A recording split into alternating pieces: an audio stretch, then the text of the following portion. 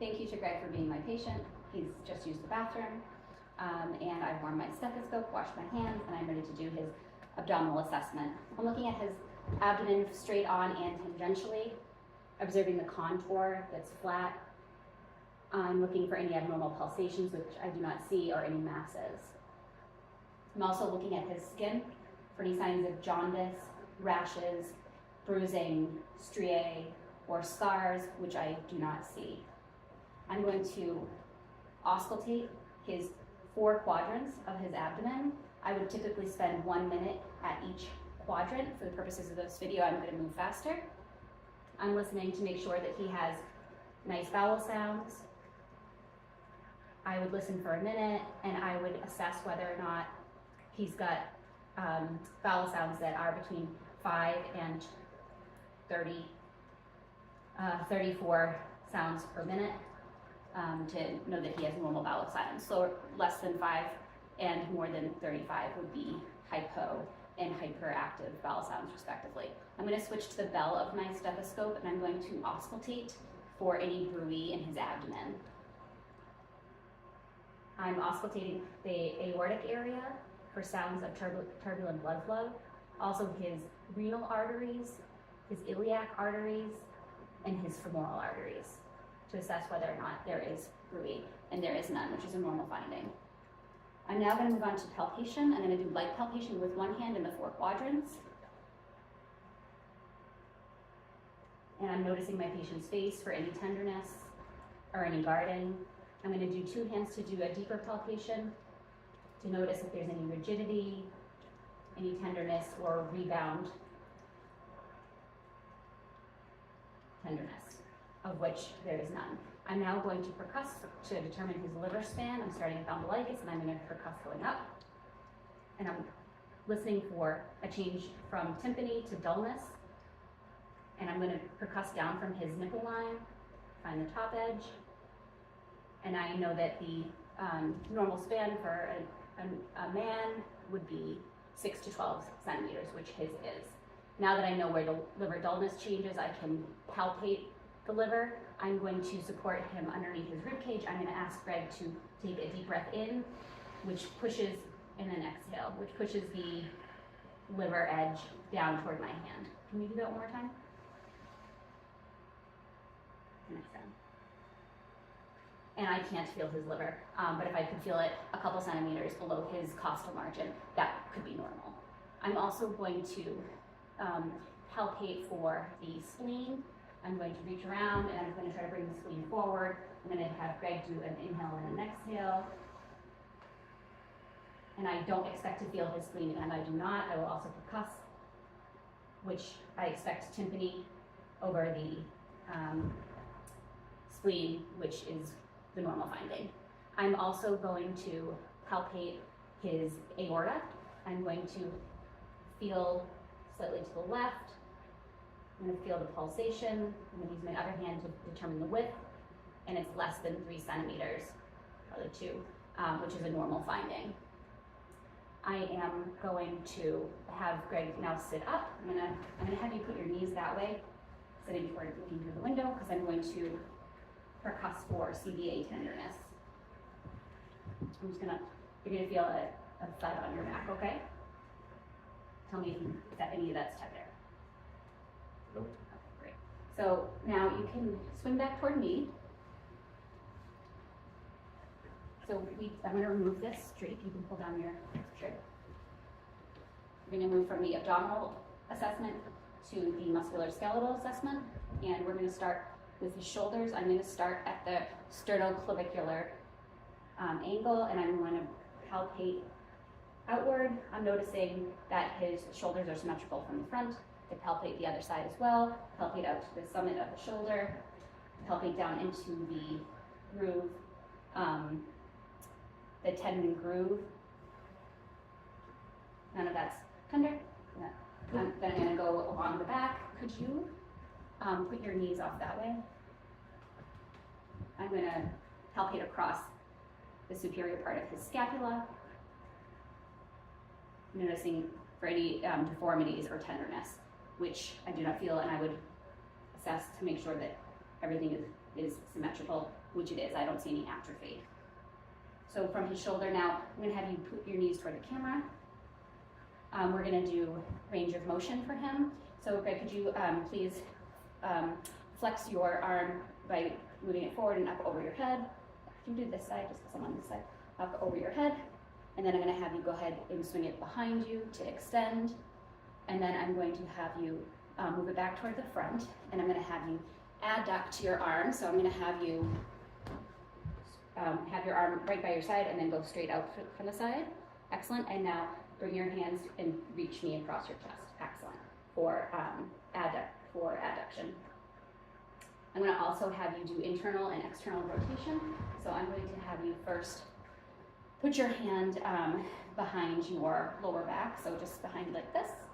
And then I'm going to have you swing your arm out in front of you and reach behind your neck for internal and external rotation. Excellent. So his range of motion is intact.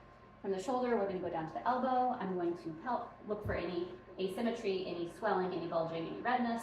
I'm going to palpate the medial and lateral aspect of the epicondyle and the olecranon process. I'm going to feel for any deformity or tenderness, which I don't feel. I'm going to have you show me your range of motion, which I would do on both sides, and have you flex and extend. Excellent. And then I'm going to come down to your wrist, and I'm going to palpate the grooves of your wrists on either side, the ulnar and radial side. I'm going to palpate down to your MCPs. I'm going to make sure that I don't see any deformity, redness, swelling of any of the joints. I'm going to squeeze your hand, anything tender. And I'm going to palpate the proximal and distal interphalangeal joints. I'm looking for any kind of swelling, redness, tenderness. I'm going to palpate the snuff box. Can you stick your thumb out to the side? Excellent. And no tenderness or swelling noted there. I'm going to have you put both your hands out, and I'm going to have you make a fist, and then spread your fingers to flex them, and then I'm going to have you put your fingers together to adduct them, and then I'm going to have you point your fingers down to the ground. I'm looking at your wrist flexion and extension up to the sky, and then I'm going to have you point them straight ahead and just point the fingers towards each other. Great. And the fingers out. Excellent. And no pain or difficulty with that. His range of motion is intact for his wrists and fingers. Then I'm going to move down to your hips. I'm actually going to have you lay down if you don't mind. And this is going to be a little difficult with your length, but if you can have your legs flat, that would be good. I'm looking at your hips. I'm going to have you bring this knee up to your chest for flexion, and then I'm going to have you put it down straight, and I'm going to have you flip onto your belly. I'm going to do extension by lifting from your hip the straight leg to the sky. Excellent. And then down. And you can flip back over.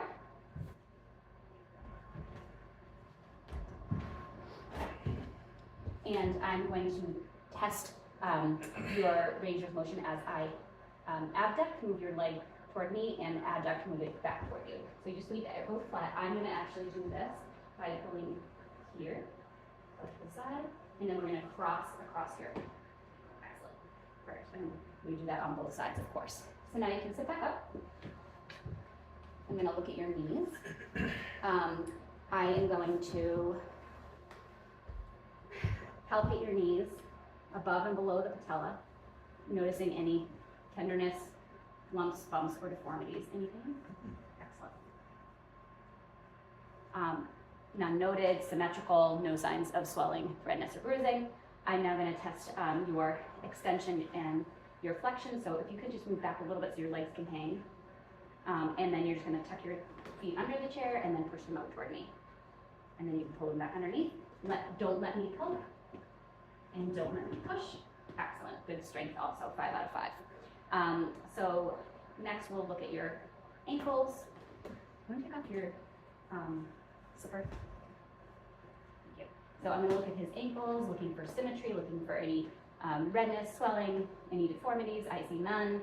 I'm going to palpate all aspects of his ankle and foot, including his malleolus and the plantar fascia, all the way down his foot to his toes, squeezing, feeling for any tenderness, palpating the toes. And I don't feel anything abnormal there. I'm going to have you point your toes to the sky. to dorsiflex, and I'm going to have you extend, pointing them down. Excellent. And then can you keep them flat, but just point your toes to each other? You're actually going to rotate the bottoms of your foot like toward the sky, and then kind of toward out there. Great. Excellent. Okay. So now we've gone through your joints. You have good range of motion, and we are going to move on to the neurological assessment. So first I noticed, of course, when my patient came in, that he was alert and oriented. I'm going to do mental status by asking him to count backwards from 100 by sevens. You can just do one or two. 100, 93, 86. Thank you, etc. His cognitive function is intact. I'm going to test his higher intellectual functioning by asking you a question. Can you tell me how an apple and an orange are like? Fruit. Excellent higher intellectual functioning. Now I'm going to test your cranial nerves. So cranial nerve number 1 is the olfactory cranial nerve, and the way we test that is having someone assessing patency of the nostrils and then having someone smell and see if they can discern smell, which we're going to defer for this purpose. Cranial nerve 2 is the optic nerve. What did I do with my sound check? I'm going to test his visual acuity with the Snellen eye chart. I'd have him read the chart to test his acuity. You can just say a couple. ELT. And I'd go down to see what his visual acuity is. Then I would do the static finger wiggle test, which is assessing the visual fields. And so, Greg, you just look at me and tell me where my fingers are wiggling. For that. Lower. Awesome. So his visual fields are intact. After cranial nerve 2 is cranial nerve 3, which is the oculomotor, which we assess by looking for pupil constriction and consensual accommodation. So I'm going to just cover one eye. I'm noticing that he has direct pupil constriction and consensual. Excellent. I'm also going to have you take a look at my pen and follow it toward your nose. Great. With positive, he's convergence and pupillary reaction are intact. Actually, that comes next. But I also wanted to notice his lids and ensure that his lids are operating properly. I don't see any signs of ptosis. For cranial nerves 4 and 6, the trochlear and the abducens, I'm going to test in an H pattern to watch his EOMs. So Greg, if you could just follow the pen light.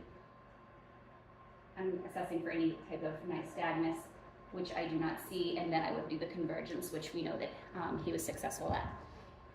Then we have cranial nerve 5, which is trigeminal, and with the trigeminal, there are 2 things to test. One is motor and one is sensory. For motor, I'm going to have him clench his teeth and move your jaw left and right. Excellent. And then I'm also going to test with soft and sharp his ophthalmic, maxillary, and mandibular tracts. So Greg, just close your eyes and let me know if I'm touching you with a soft side or a sharp side. Sharp. Soft. Sharp. Soft.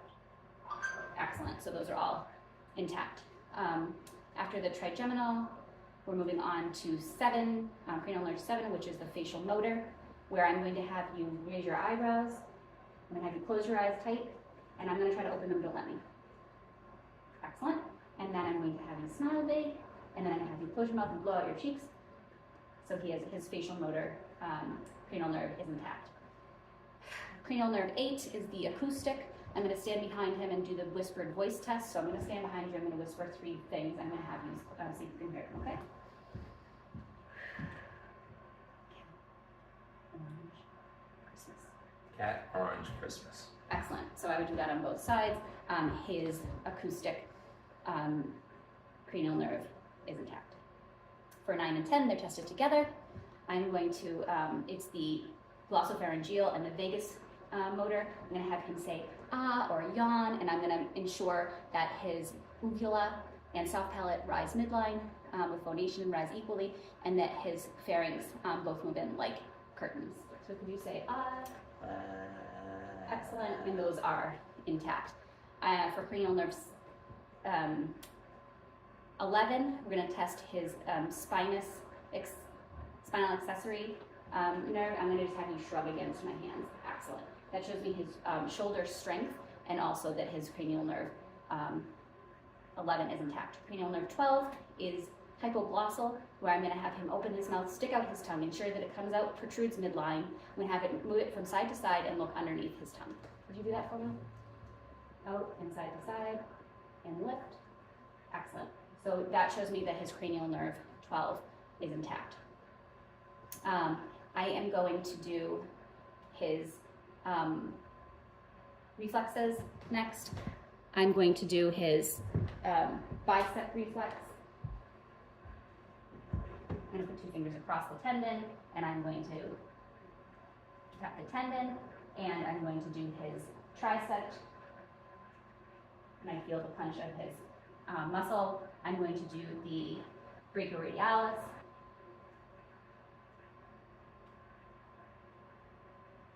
And that is his brachioradialis reflex. Are you able to let me do your knees? Let's see if this works. I'm going to hit the tendon under the patella, and I felt his muscle contract, so that reflex is intact. And then for his Achilles, I'm going to slightly dorsiflex the foot, and I'm going to strike the area right above his heel, and I feel a beat downwards, so all his reflexes are intact. I'm going to also assess his discernment of soft and sharp in his upper and lower extremities. He's clothed. I would have him typically unclothed, and I would close his eyes and have him tell me if he's noticing sensation of sharp and soft up his down his upper extremities and his lower extremities. I am also going to assess that his cerebellar coordinated movements are intact, just with your hands on your knees. I just want you to do rapid alternating hand movements like this. Excellent, intact. And lastly, I'm going to assess his gait to ensure that he has coordination. And so Greg, I'm gonna have you stand here and then walk to me heel toe. So have the heel of your right foot touch the toes of your left, every other. Excellent, you can have a seat. And that concludes our exam. Thank you.